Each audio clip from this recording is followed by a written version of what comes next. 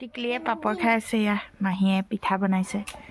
বিহু পালেহি যে সেইকাৰণে আগতীয়াকৈ মামা ঘৰলৈ পিঠা বনাবলৈ আহিছে। এজনী লগতে বহি আছে আৰু টিকলি। আমাৰ গোলাঘাটৰ মাহীয়ে গুড় কাটিবলৈ লৈছে। গুড় কাটি আছে আৰু পিঠা হৈছেগৈ আৰু বনালে বিহুৰ কাৰণে পিঠা আগতীয়াকৈ বনাইছে। এইবাৰ এতিয়া এইফালে কামত লাগি আছে। সেইটো আমাৰ পণ্ডিত পিঠা খাই আছে। ৰিজৰ্টখনলৈ যাম মানে বন্ধুত্ব ৰিজৰ্ট আপোনালোকে চাই থাকিব। আমি আমাৰ সৰু মাহী ছোৱালীজনী, মই, তাৰপিছত আমাৰ মাজু গোলাঘাটৰ মাহীজনী আৰু ল'ৰাটো। তাৰ আমি বহি গৈছে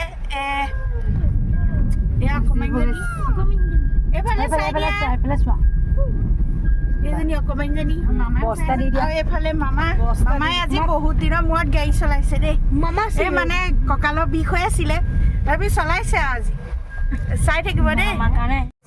এইটো পৰিৱেশটো বন্ধুত্ব ৰিজৰ্টৰ বিশেষ একো চাবলগীয়া নাই বাৰু। তথাপিও মানে এইবিলাক কিছুমান বস্তু চাংঘৰ আকৃতিত এনেকৈ ফটো চটো মাৰিব পৰা জেগা আছে। এইখন ভিতৰতে ইয়াত খাব পৰা ব্যৱস্থা আছে। এয়া মেনুখন লিখি থোৱা আছে। আমি খালি ইয়াত একো নাখালোঁ, যিহেতু দেৰিকৈ আহিছিলোঁ। ঘৰত খাই মেলি আহিছিলোঁ, সেইকাৰণে অকণমান ফুৰিবলৈ বুলিয়ে ওলাই আহিলোঁ আৰু চাৰিপাশটো ফুৰিলোঁ। কাষতে মানে এনেকৈ পুখুৰী টাইপৰ মানে এনেকৈ নদী এখন আছে। আপোনালোকে দেখিব, আমি ফটো মাৰিলোঁ তাত। আৰু তাত আমি যাওঁতে আছামিছ এক্টৰ চবেই জানেই, সকলোৱে চিনিয়ে পায়। তেখেতৰ চিনেমা আমি আগৰ পৰাই দেখি আহিছোঁ, চায়ো আহিছোঁ। জানমণিও চাইছোঁ, অহেতুকখনো চাইছিলোঁ। গুঞ্জন ভৰদাসৰ কথা কৈছোঁ। গুঞ্জন ভৰদাস দাৰ লগতো আমি তাত লগ পালোঁ। তেখেতো আহিছিল, যিহেতু তেখেতৰ ওচৰতে মানে থিয়েটাৰ কৰিবলৈ আহিছিল। তেখেতে ৰাজমুকুট থিয়েটাৰ কৰিছিল আৰু সেইকাৰণে তেখেত সেই ৰিজৰ্টখনতে থকা খোৱাৰ ব্যৱস্থা আছে কাৰণে তাতে আছিলে। আমি তেওঁক লগ পালোঁ, কথা পাতিলোঁ, ভাল লাগিল। এয়াই আপোনালোকে চাব।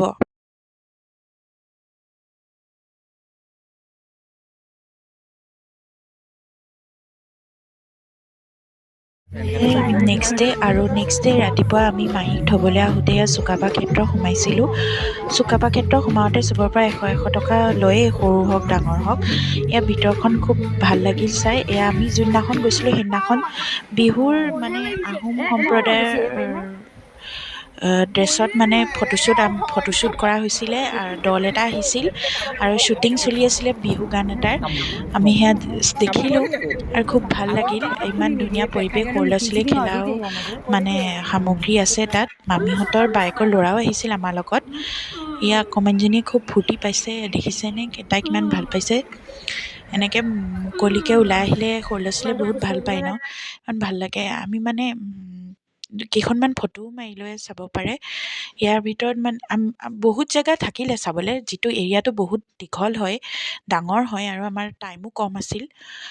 আমি নিৰ্দিষ্ট এটা টাইমতহে গৈছিলোঁ। আৰু ভিতৰত মানে মিউজিয়াম এটা আছে। মিউজিয়ামৰ মানে পুৰণা আগৰ দিনৰ বস্তুবিলাক সংৰক্ষণ কৰা হৈছিলে, ৰজাদিনীয়া কাপোৰৰ পৰা আদি কৰি বস্ত্ৰ আদিৰ পৰা।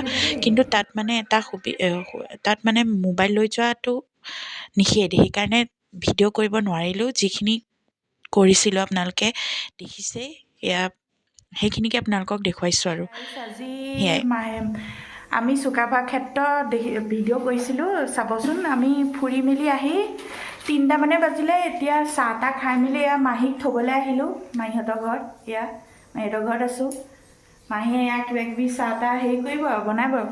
আহিয়ে শুলেহি মাহীহঁতৰ বিচনাত। লুকাইছে। আমাৰ টিকলিজনী শুলে দেই। হৈছে আমি মাহীহঁতৰ ঘৰত। ঋতুপন কিতাপ দেখিছেনে, কিমান সোপা কিতাপ, 6ৰ কিতাপ কিনিছে। কি পালি ছাবজেক্ট কৈ দে নতুনকৈ। নতুনকৈ পাইছোঁ science, social science, quiz bank. কি কিতাপ মই নাজানো। এইখন চাওক কম এই কিতাপ হয়। নহয় দেই ইমান ডাঙৰ আৰু এই- ডাঙৰ ইমান সৰুতে আৰু এই দুখন চক উম, এইখন উম।